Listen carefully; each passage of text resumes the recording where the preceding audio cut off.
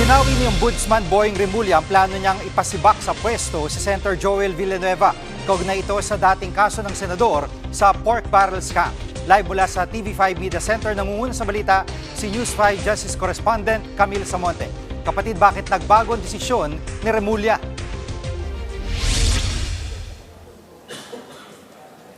Jiggy, hindi na raw susulat si Ombudsman Boying Remulla kay Senate President Tito Soto para ipatupad ang 2016 dismissal order laban kay Senator Joel Villanueva. Nakumpirma kasi ni Remulla na binaliktad pala ni dating Ombudsman Samuel Martires ang desisyon sa kaso ni Villanueva noong 2019.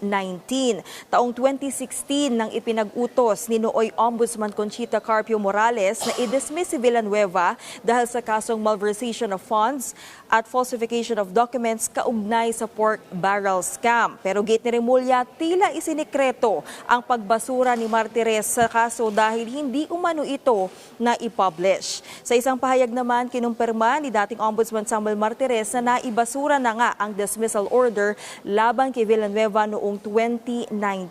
Narito ang pahayag ni Ombudsman Remulla. We were surprised by the decision. Lumabas lang siya nung sinabi kong may gagawin ang ombudsman tungkol dyan. Nobody was raising that issue before.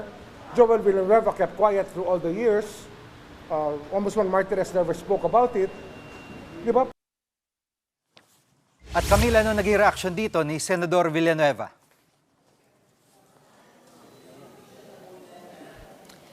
Jiggy, nanindigan si Senator Villanueva na ibinasura na nga ng Ombudsman ang dati niyang kaso na yan. Naglabas pa ng mga resibo si Villanueva, kabilang dyan ang dokumentong nagpapatunay na sa desisyon ng Ombudsman noong July 31, 2019 nakalagay na dismiss ang kanyang kasong malversation of funds and falsification of documents dahil sa kakulangan ng ebidensya. Naka-highlight din na pineke ang kanyang pirma kaugnay ng paratang na maanumalyang paggastos sa 10 million pesos niyang pork barrel fund noong siya'y partyless congressman pa. Naglabas din ng clearance si Villanueva mula sa Sandigan Bayan kung saan nakasaad na wala siya nakabinbin na kasong kriminal at administratibo hanggang noong Setyembre.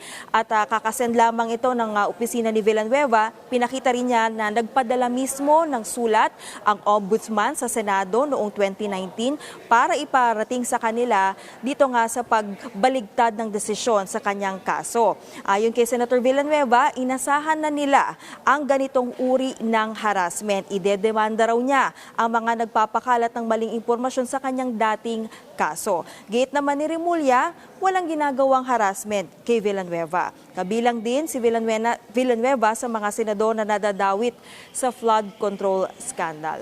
Yan muna ang latest. Balik sa iyo, Jiggy. Yan ang ulat ni Camille Samonte live mula sa TV5 Media Center. Mga kapatid, Jiggy Manikad po. Pagdating sa mahalagang balita sa loob at labas ng bansa, dapat una sa lahat, mag-follow at mag-subscribe na sa social media pages ng News 5.